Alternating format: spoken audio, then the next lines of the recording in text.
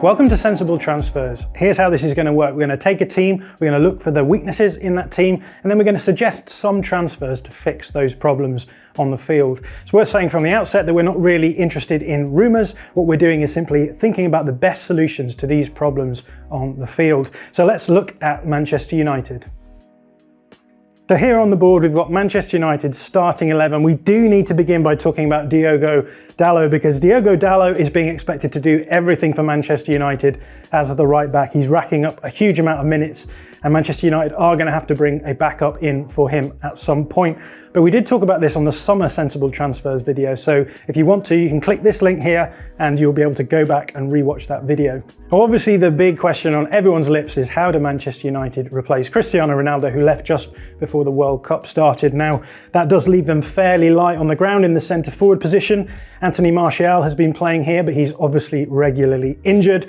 Marcus Rashford can play as a centre forward, but actually more recently he's been playing better on the left-hand side than Jadon Sancho, so it's unlikely that Erik ten Hag would want to mix those things up. So what we need to do is we need to find a centre forward who will fit the profile that Erik ten Hag needs.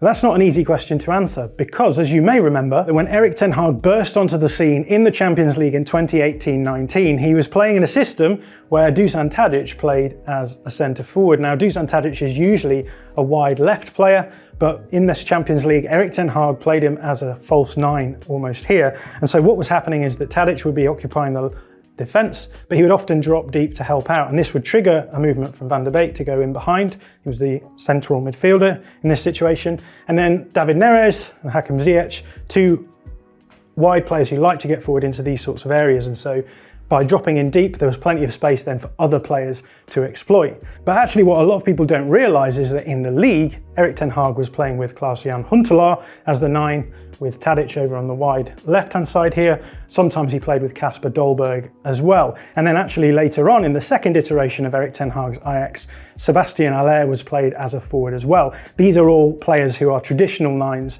who are going to do the sorts of things that you expect a centre forward to do more classically. So what does Erik ten Hag want from his number 9s then? Well, I think there's 3 things that we need to focus on, and the first one is box presence, because if you're playing a big target man number 9, you want them to get into the box, you want them to cause problems for defences, and you want them to score goals. So that's the most important thing. But scoring goals isn't the only thing, and that brings us to the second thing, which is occupying the back line and pushing them back. So with the number 9 here, what you want them to do is offer this threat of running into the space behind the back line, and this will pin the defence back naturally. And what that does in its turn is it opens up a bit of space behind the number 9 that someone more creative, like Bruno Fernandes, can actually exploit. And this can be a really good way of generating problems for the opposition in attack as well. So let's imagine that Marcus Rashford has the ball here. He's going to cut the ball back into this sort of area. Erik ten Hag wants his striker to make this run into the front post here. What that will do is it will drag these 2 players with him. And again, you're creating space here that someone like Bruno Fernandes can crash the box and then take a dangerous shot as well. So the centre forward also has to do that. And then the third and final thing that Erik ten Hag wants his centre forwards to do is to be able to play well back to goal. What that means is that they're going to be able to play as a target man, have the ball played through to them long, they can bring that ball down and then feed these creative players in around them to be able to progress the ball into more dangerous areas. So that's the profile of striker that Erik ten Hag wants. Let's start thinking about some suggestions of players who could fill that profile. But before we do that, a caveat: it is January and that does change the tenor of the market. It is hard to bring players in midway through the season. And also it's important to remember that the number 9 market anyway is fairly scarce at the moment. So there are a lot of options that just simply won't be available. And one of those options who probably won't be available is Victor Osimhen, the 24-year-old striker for Napoli. He's unlikely to be available because Napoli are flying in Serie A at the moment. They look the likeliest to win the title this season. And he's also got quite a long contract. He's contracted till 2025. And so that would mean that he is very expensive, but he is the gold standard for number 9s in the market. If we look at his data here, you can see he is doing that thing that you want your number 9s to do, which is scoring goals. He's got 0.72 goals per 90, which is really impressive, and he has the underlying numbers to back that up as well, so he is putting up good expected goal numbers. So you could be fairly certain that if you bring him into your team at the highest level, he will be producing goals for you. Beyond that, he's going to do all of the things that Erik ten Hag wants. He's going to offer a threat running in behind. He'll be able to control that back line that we talked about. He's also very good in terms of the build-up play, so you can see some some of his creative numbers here as well. And he's also brilliant at the hold-up play that you would expect. Maybe not quite so good in terms of his defensive contributions, but actually in terms of pressing, he's a pretty good option, and that will be important to Erik ten Hag. But as we said, this is likely to be a very expensive transfer, which is more likely to be able to be completed in the summer, so we're going to ditch this one. Someone else who would be very expensive but perhaps more gettable is Tammy Abraham. Now, you may remember Tammy Abraham from his time at Chelsea. He is now at Roma under Jose Mourinho. He had a really good season last season, but is experiencing something of a slump at the moment. And this actually shows up really nicely in the data, especially the goal scoring data, because if we look at the goals, we can see that Tammy Abraham is putting up 0.45 goals per 90 for Roma this season. That puts him in the 59th percentile for striker, so pretty much towards the middle. So it doesn't look that impressive. But if we look at the underlying numbers here, the expected goals figures, we can see that he's around 0.54 per 90, which bumps him right up to the 80th percentile. So he's getting into really good goal scoring positions. He's just not having a great run of luck with finishing. Now, you might think that this might put Manchester United off, but there's actually a couple of good reasons why a buying club might look at a player in a slump. The first reason is that it's unlikely that he's going to stay in this slump. As we've said, if you look at his underlying numbers, you can see that he's at a much higher level than his actual numbers, and this suggests that he will work his way out of that slump. But the second one is that this slump has actually made it more available to Manchester United because his club are already thinking of different ways to play without him, and that might make him a more available option. And beyond the goal scoring side of things, Tammy Abraham is going to do everything that Erik ten Hag expects of a number 9. He'll be really good at manipulating the back line. He is able to run in behind, but he is also able to do back to goal play where he'll be able to bring his teammates in to play as well.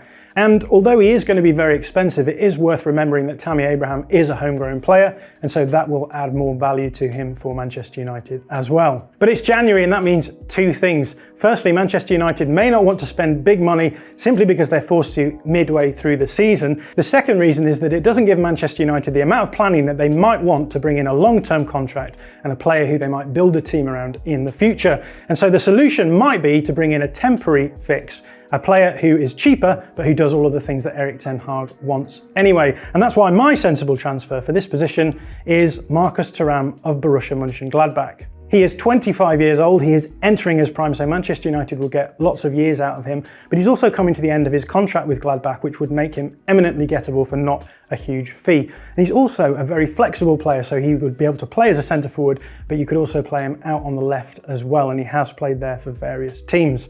But the most important thing is that he is a very good centre forward. He's going to do everything that Erik ten Hag expects of him. So he's a goal scorer, as you can see from the numbers here, but those goals are actually tracking his underlying data as well, and so he would be a very sustainable goal scorer for Manchester United. But he's also really good at the other things as well, really good in terms of the creative side of things, but he would also be an excellent runner in behind. He is going to cause problems to defences, and he'd be very good at the back to goal stuff as well. He's not Victor Osimhen, but because it's January, because he's available cheap, and because he does everything that Erik ten Hag wants, Marcus Thuram is my pick here. So let's talk about depth, namely squad depth, because Manchester United don't have a whole lot of it. So on the board in front of me, what I've done is I've grouped all of the Manchester United players by where they play on the field. So we've got the forwards here, midfielders here, defenders here, and goalkeepers here. And as you can see, the level of depth for the forwards is fine. It's quite good for the defence, but actually in the midfield, although it does look as though there is backup players in each position, once you start looking at those players, you start seeing that there are profiles that just simply don't fit. So we've got Donny van de Beek here, barely played this season, could be used as a backup to Bruno Fernandes, but Manchester United would probably want a better replacement at this level anyway. And then we've got Fred and McTominay, who don't really profile well against Eriksen or Casemiro. They do both bring physicality to the game, but usually you'd want to play them as an 8 who can actually help in the pressing side of the game rather than in the build-up side of the game. But in terms of Christian Eriksen, there's no one who can actually replace what it is that he brings to the team, and that is a problem that needs to be solved. So what is it that Christian Eriksen does for Manchester United? Well, I like to think about Manchester United as having a defensive unit and an attacking unit. And in terms of the midfield, if we include Casemiro in the defensive unit and then Bruno Fernandes in the attacking unit, then Christian Eriksen is the link between those two sides. So what he's going to do is he's going to help the defensive unit build the ball up and then move it forward to the attacking unit so that they can generate chances. Now Eriksen is obviously very good at this, but at the moment he's being expected to play every minute of every game, and this is unsustainable, and so Manchester United need to find a backup in this kind of profile. And who might be the player who could fit this profile? Well, I think it could be Maxence Caqueret. Now, Caqueret has come through the youth system at Lyon, has played there his whole life. He's only 22 years old. And Lyon have a really good tradition of bringing through very good central midfielders. But it's worth saying that Lyon have not had the best time of it in the last couple of seasons. They've made poor manager decisions. And as a result of this, Maxence Caqueret is probably a little bit undervalued in the market. But what is it about Maxence Caqueret that makes him the perfect backup to Christian Eriksen?